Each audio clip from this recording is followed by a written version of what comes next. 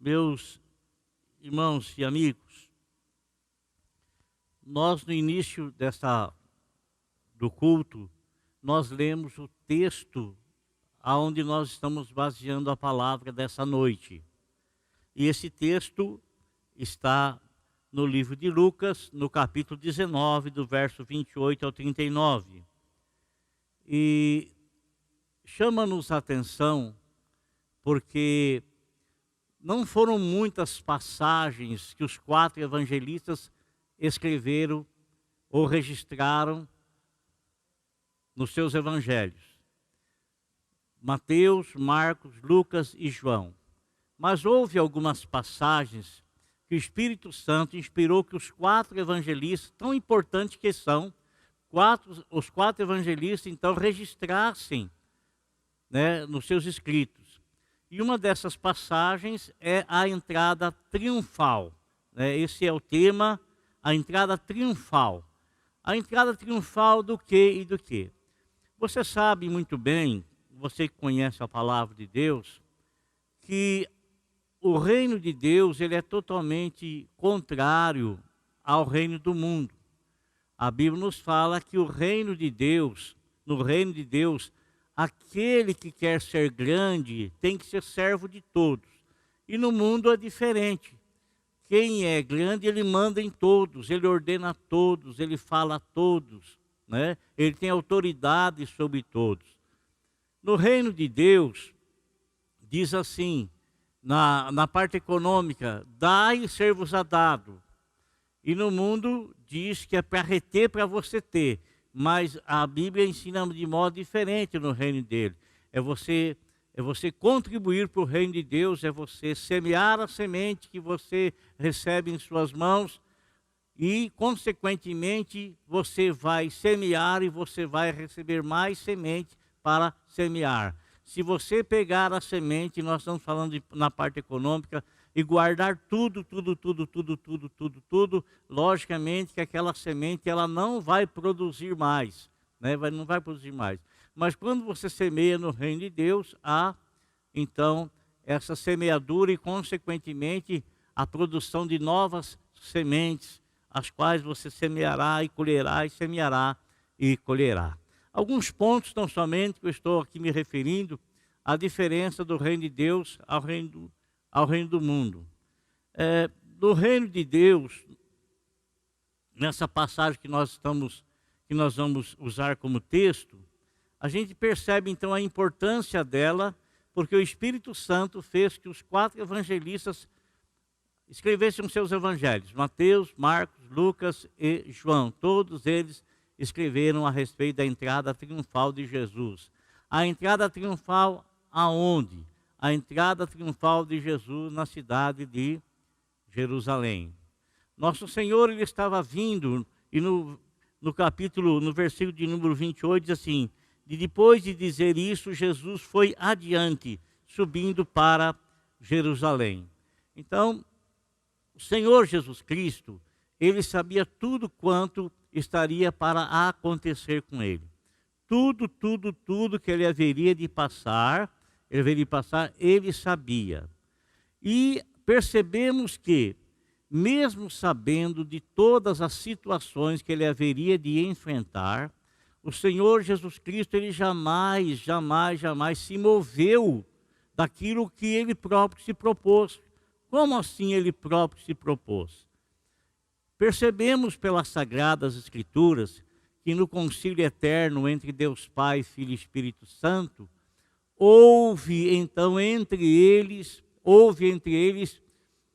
uma reunião e com respeito à situação que o homem estava e que o homem não podia alcançar a salvação, o homem não podia alcançar os céus, não podia alcançar a vida eterna através de sua própria força, através dos seus próprios esforços ou através de merecimento. Então o homem não conseguia subir aos céus, não tinha como. Então o que resolveu-se no concílio eterno? O Deus se fez homem. O homem não conseguia subir ao céu, Deus dos céus desceu até o homem. até a terra, até aonde o homem vive. E nosso Senhor Jesus Cristo, ele se propôs a se oferecer em favor do homem, morrer em favor do homem. Então ele sabia tudo quanto ele haveria de passar, mas ele não arredou o pé sequer por um minuto, mesmo sabendo a dor, mesmo sabendo do sofrimento e mesmo sabendo até mesmo da morte, mas ele não arredou o pé, mas ele buscou cumprir tudo quanto a seu respeito estava profetizado já no Velho Testamento. E chama-nos a atenção, meus irmãos, dele prosseguir, dele ir adiante. Como é diferente de nós, na verdade, nós quando percebemos que alguma coisa vai nos trazer dor, vai nos trazer qualquer desconforto, a gente procura se desviar dela, a gente procura arredar o pé dela, mas nosso Senhor Jesus Cristo não. Nosso Senhor Jesus Cristo, ele foi em frente, ele foi adiante, ele seguiu o seu caminho, seguiu a sua estrada, mesmo sabendo o que ele haveria de passar, o que ele haveria de sofrer. E no versículo de número 30, 29, diz assim: ao aproximar-se de Betfagé e de Betânia, no monte chamado das Oliveiras, enviou 2 dos seus discípulos, dizendo-lhes, ele chega perto da cidade de Betfagé, que ficava 1,5 km de Jerusalém. E ele está também indo em direção, saindo da cidade de Betânia, que ficava a 3 quilômetros ao leste de Jerusalém. E o que nós notamos aqui? Nós enxergamos aqui, meus irmãos, que ele, ao passar por Betânia, com certeza, veio muitos pensamentos na mente dele, recordações, e recordações de coisas tremendas que ele havia feito lá em Betânia. Só para citar, na casa de um dos seus colegas, de um dos seus amigos, de uma família amiga, a família de Marta, Maria e Lázaro. Ao passar por lá, ele lembrou-se, de Lázaro, seu amigo, que ele ressuscitou, que fazia há 4 dias estava morto, e ele ressuscitou. A passar por lá, ele também lembrou-se daquele acontecimento, daquela Maria que chegou perto dele e derramou um perfume de alto preço sobre a vida dele. Esse perfume era tão precioso, tão valioso, que os discípulos começaram a questionar, mas por que fez esse desperdício? Por que derramou isso sobre ele? Por que esse desperdício todo? Um outro acontecimento que se deu ali também foi quando ele chega na casa de Marta e Maria escolheu a boa parte, isso é, Maria sentou-se aos pés do Senhor Jesus Cristo para ouvir a sua mensagem, para ouvir a sua palavra. Então veio à mente dele, logicamente, essas lembranças preciosas, essas boas lembranças. E ele segue em frente, e quando ele conversa com seus discípulos, ele incumbe os seus discípulos de uma tarefa. Não era algo extraordinário, não era algo grandioso aparentemente, mas era algo que se fazia necessário. Às vezes nós imaginamos que estar trabalhando para Deus é a gente fazer coisas extraordinárias. Às vezes a gente fazer coisas assim que desperte, que chame a atenção das pessoas. Às vezes a gente imagina que fazer algo para Deus, todas as pessoas têm que olhar, contemplar, e todas as pessoas têm que dar um valor àquilo que você fez. Mas o Senhor incumbe esses 2 discípulos de algo. A Bíblia nem cita o nome deles, mas a gente sabe que o Senhor Jesus Cristo, sempre quando ele queria fazer alguma coisa, ele chamava Pedro, Tiago e João. Agora ele chama 2 dos seus discípulos, não tem o nome deles. Nós não sabemos se é Pedro, nós não sabemos se é João e Tiago, nós não sabemos se é outro discípulo qualquer, mas nós sabemos que era do grupo dos 12, daqueles 12 que ele estava liderando, daqueles 12 que ele estava preparando. Então ele ordena 2 desses, ó, vão ali na vila, e lá vocês vão encontrar um jumentinho. E ele até deu detalhe a respeito do jumentinho, jumentinho que nunca foi usado por ninguém. Mas se a hora que vocês estiverem desamarrando ele, o proprietário perguntar para vocês, mas por que vocês estão desamarrando o jumentinho? Diga a ele que o Senhor está precisando dele. Meus amigos, olha que coisa, como o Senhor é tremendo.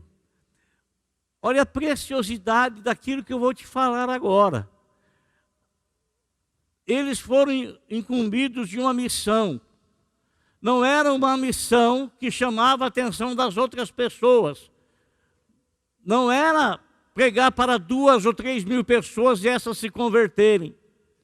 Não era uma missão de ressuscitar Dorcas, que estava morta. Não era uma missão de ressuscitar Eutico, que havia caído lá do 3º andar, depois de ouvir o discurso de Paulo, que se prolongou a noite toda, e ele com sono sentou na janela e caiu do 3º andar e veio a falecer, e Paulo foi lá e o abraçou e trouxe-o novamente à vida. Não era uma coisa fantástica, fabulosa, que nos chama muito mais atenção do que simplesmente buscar um jumento. Simplesmente buscar. O que é isso, buscar um jumento? Irmão, buscar o jumento era algo importantíssimo. Sabe por quê? Porque a respeito desse jumento, Zacarias, no capítulo 9, versículo de número 9, ele havia escrito, esse jumento era uma profecia que estava escrito, que eu quero ler para você, onde fala assim, Zacarias 9:9, diz assim: eis que o seu rei vem a você, justo e vitorioso, humilde e montado num jumento, um jumentinho cria de jumenta. Zacarias, no ano 520, antes de Jesus vir ao mundo, ele havia já escrito a respeito desse jumento. Esse jumento fazia parte da profecia. Esse jumento era importantíssimo, porque sem ele a profecia não iria se cumprir. E quando uma profecia não se cumpre a respeito de algo, quer dizer que aquilo não é real, que aquilo não é verdadeiro, que aquilo é fictício. Mas aqui não. Aqui eles vão lá. E é interessante notar que eles também não reclamam para o Senhor. Falam assim, Senhor, manda um outro aí buscar jumento. O que é buscar jumento? Que importância tem isso, buscar jumento? Né? Mas era muito importante. Essas 2 pessoas que foram, não temos o nome delas, ficaram em oculto, nós não sabemos quem foram essas pessoas.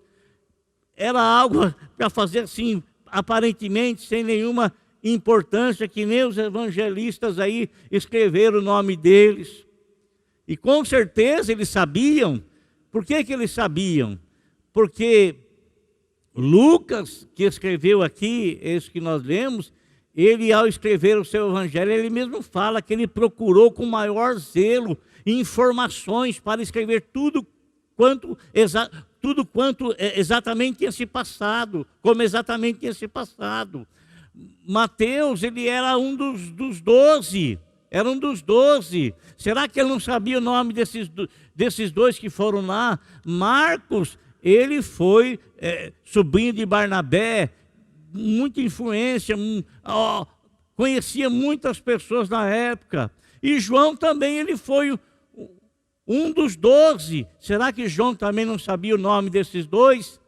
Às vezes, meu amado irmão, nós estamos procurando fazer coisas para o Senhor que chame a atenção das pessoas para o nosso nome, para a nossa pessoa. Às vezes a gente procura fazer algo para que as pessoas olhem para nós, nos vejam, porque a gente quer mostrar, nós somos pastores políticos, nós queremos mostrar o nome, ou somos pessoas políticas que queremos mostrar o que estamos fazendo. Há um dia desses eu me lembrei de algo. Eu servi o exército em 1973. É isso mesmo, 73. Em 73 eu servi o exército. E no exército havia pontos de guarda, onde a gente tirava guarda. Vez por outra você era colocado num ponto, eram 5 pontos de guarda. E a gente sempre via lá um rapaz, uma pessoa, que o nome dele estava escrito em tudo quanto era local, tudo quanto era lugar. Tudo quanto era lugar estava o nome dele lá. O que ele queria? Ele queria se fazer conhecido. Talvez ele quisesse assim que as pessoas pensassem, nossa, esse cara aí olha lá. Talvez ele tivesse um complexo de inferioridade e que ele queria chamar a atenção das outras pessoas para ele ou para o nome dele. E às vezes acontece assim conosco, nós queremos fazer algo, mas nós queremos ser reconhecidos, nós queremos fazer algo que chame atenção, que nos dê status, chame atenção, nos dê status a respeito disso. Esses dois aqui, eles foram ouvir o Senhor lhes mandar, vão lá e busquem o jumento. E eles não questionaram absolutamente nada do Senhor. Eles saíram e foram para buscar esse jumento, não sabendo que eu estaria falando deles hoje. Não sei o nome, mas estou citando a ação que eles fizeram. E meus irmãos, a Bíblia aqui nos mostra, nos faz ver que aquilo que às vezes parece não ter importância nenhuma, parece não ter valor nenhum, porque parece que as pessoas não vão dar valor naquilo que você está fazendo. Mas tudo que nós fazemos no reino de Deus tem o seu valor. Tudo que eu faço no reino de Deus tem o valor. Tudo que você faz no reino de Deus tem valor. Eu sempre chamo e falo com os irmãos da igreja. Você chega na casa do Senhor, olha a igreja, e às vezes você repara, olha, aquela cadeira não está no lugar. Mas às vezes você não tem a coragem de se levantar e pegar aquela cadeira e arrumar, porque você fala assim, deixa que outra pessoa arruma. Você tem olho para ver e para reparar, mas você não tem a mão para colocar aquilo no lugar, para arrumar aquilo, para acertar aquilo. Porque você acha que é insignificante. E nada é insignificante, tudo tem o seu valor nas coisas do Senhor. Tudo tem o seu valor. E eu lembro aqui uma palavra que o Senhor Jesus Cristo disse, que quando você é fiel nas pequenas coisas pequenas coisas são coisas que parecem ser insignificantes, parecem ser, mas tem um significado muito importante diante de Deus. O que quer buscar um jumento? O que quer buscar um jumento? Tem valor, tem importância? Aparentemente não. Mas se não busca o jumento, não pode se cumprir a profecia que está escrito. Aquele jumento fazia parte da profecia do rei, do Messias, que haveria de vir e entrar em Jerusalém montado num jumento, filho de uma jumenta. E olha que interessante, que me chamou a atenção, eu até fui pesquisar a respeito disso. Como é que você pega um jumento que nunca ninguém, absolutamente ninguém usou? Será que não tem que domar um animal? Será que não tem, o jumento não tem que ser domado? Não tem que ser domado? E eles vão lá, eles buscam o jumento.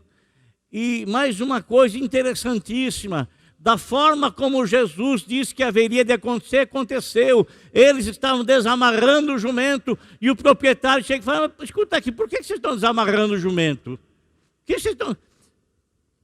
Por que estão...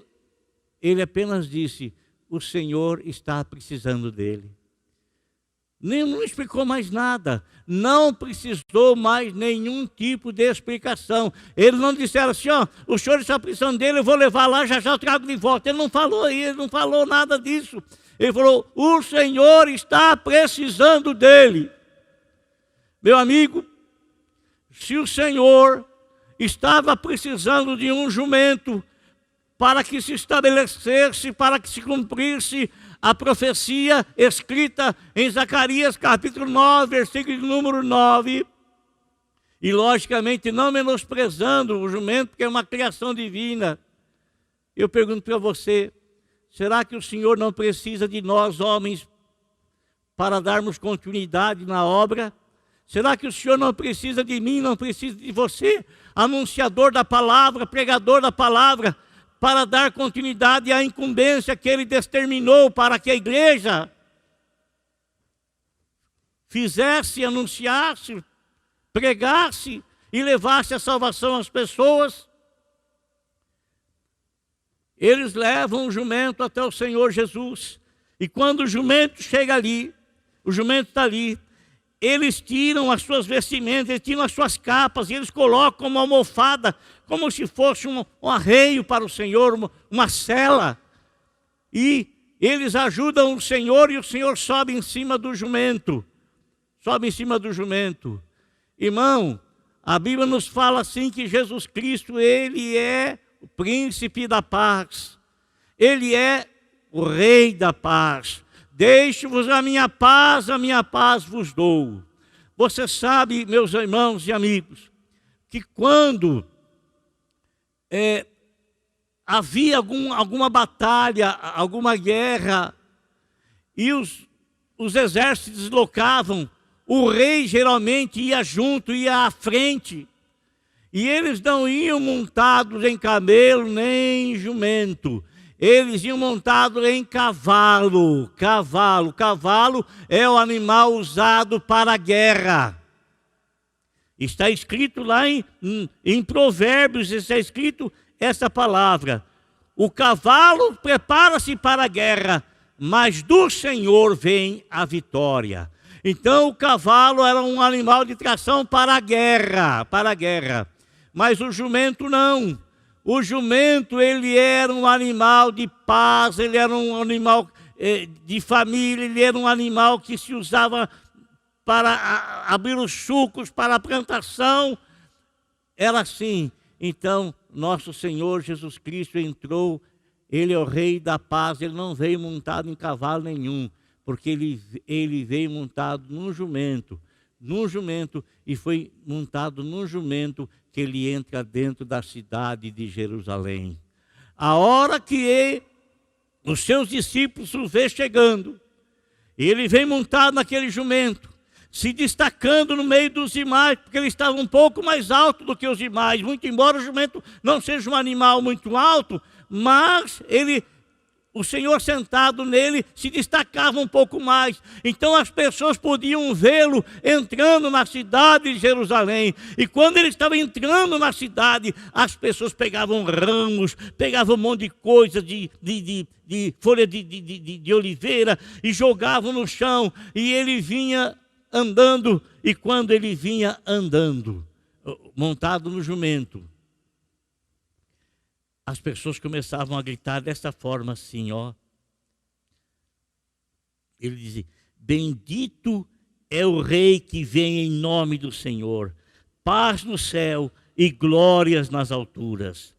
A Bíblia nos fala que os seus discípulos, versículo 38 e 39, que eles clamavam em alta voz, entoando louvores ao Senhor, engrandecendo o nome do Senhor, exaltando o nome do Senhor. Amigo, é interessante. O Senhor Jesus Cristo chamou a atenção a certa ocasião de determinadas pessoas. E essas pessoas eram aquelas pessoas que tinham uma certa importância espiritual para o povo judeu. E eles também eram considerados, pessoas consideradas espirituais. E dentre essas pessoas se destacavam a seita dos fariseus.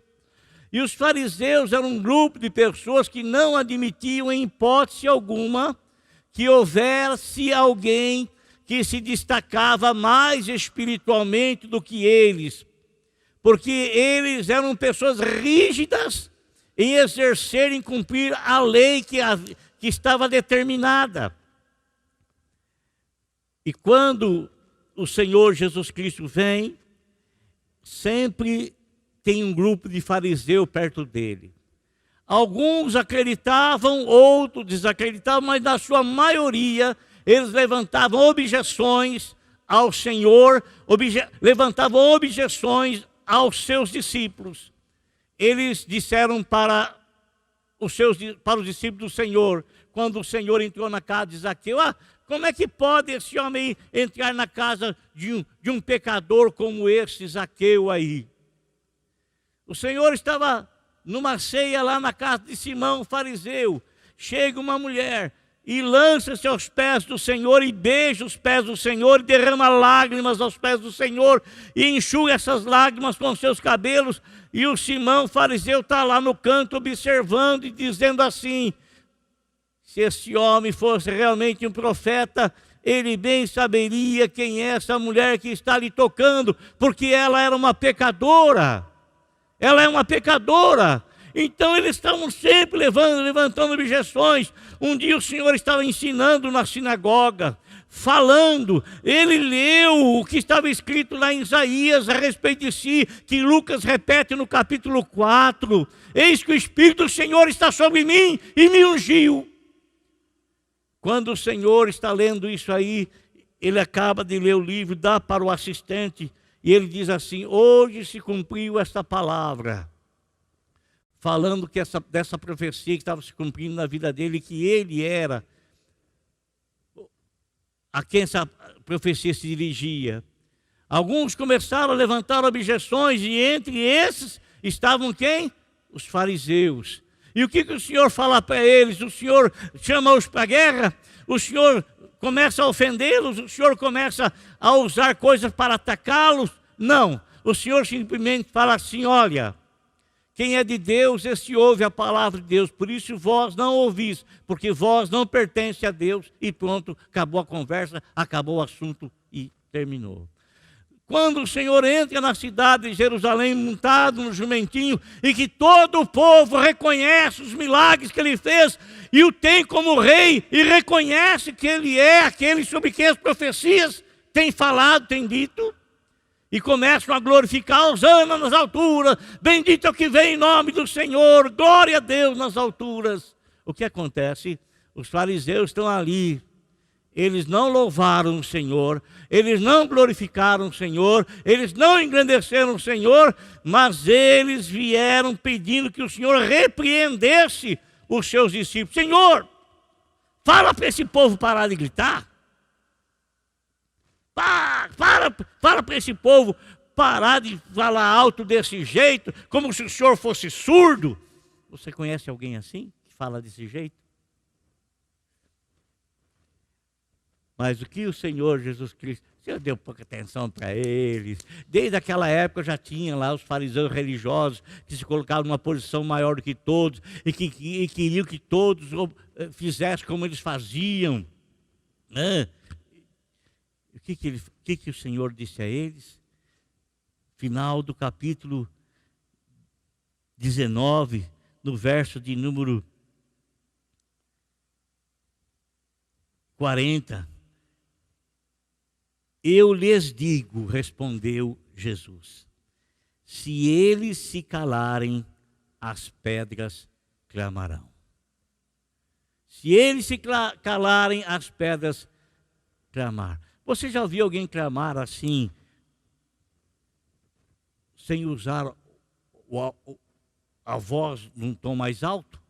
Clamor é algo, você não fala da sua maneira normal. Clamor, você cede em voz, você eleva a voz, aí você está clamando.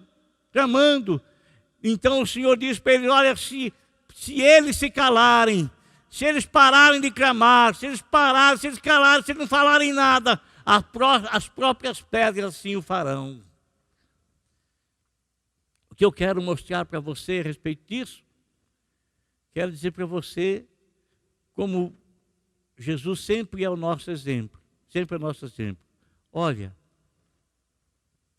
não arreda a pé, não desvie o seu andar, não desvie o teu caminhar. Se você tem algo dado pelo Senhor na sua vida, porque todos nós que aceitamos Jesus como Salvador, nós temos algo que o Senhor nos deu, e que muitas vezes por causa disso, nós sofremos muitas coisas, mas ainda que você saiba que você venha sofrer por causa disso, porque o Senhor nos advertiu que assim seria, não arrede pé, não arrede pé, não arrede pé, porque aquilo que o Senhor tem para você é muito grande, é maior, é maravilhoso. E aquilo, se você foi incumbido de fazer alguma coisa para o Senhor, ainda que você não se destaque com aquilo, ainda que aquilo que você faz ao oculto, o Senhor mandou você fazer aquilo às escondidas, ainda que você faça alguma coisa que não chame a atenção de ninguém, que não desperte a atenção de ninguém, que não seja reconhecido por ninguém, porque ninguém está vendo, mas o Senhor, isso está fazendo, é importantíssimo para o Senhor. Não pare de fazer. Não pare de fazer. Ainda que os fariseus cerquem você, tentando fazer o que você pare, que você deixe de fazer, continue fazendo. Continue fazendo. Continue fazendo. Porque o Senhor, Ele é contigo, Ele está enxergando, Ele está vendo. E assim foi a entrada triunfal de Jesus chegando na cidade de Jerusalém. Começa então a Semana Santa, a semana da Sexta-feira da Paixão, do Sábado da Aleluia e do Domingo de Páscoa, o Domingo da Ressurreição. Que Deus te abençoe. Continue olhando para Jesus e tenha-o sempre como seu maior exemplo. Deus te abençoe. Feche os olhos, eu quero fazer uma oração.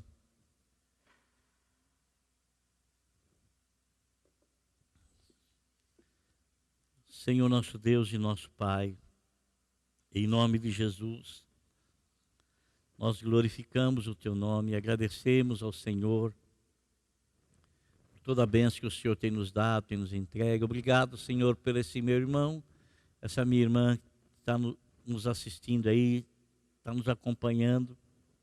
Senhor, o Senhor sabe a situação que o mundo está vivendo. O Senhor sabe a situação que o mundo está passando. O Senhor sabe. Senhor, ajuda-nos. Mostra o que o Senhor quer de nós. Mostra o que o Senhor quer, Senhor meu Deus, que a gente enxergue, que a gente veja.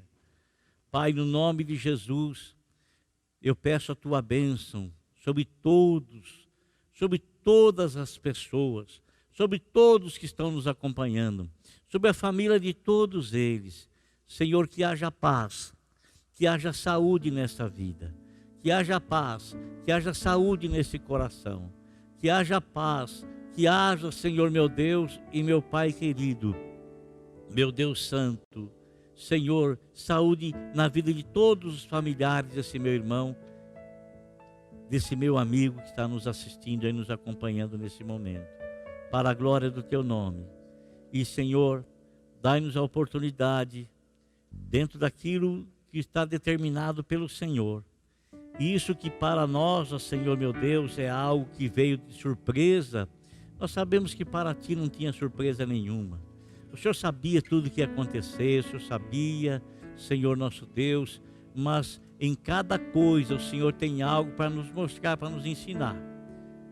E ensina-nos, Senhor, ensina-nos. Ensina-nos a não Te tratar com indiferença. Ensina-nos, ó Senhor, a não pegar o Teu nome em vão.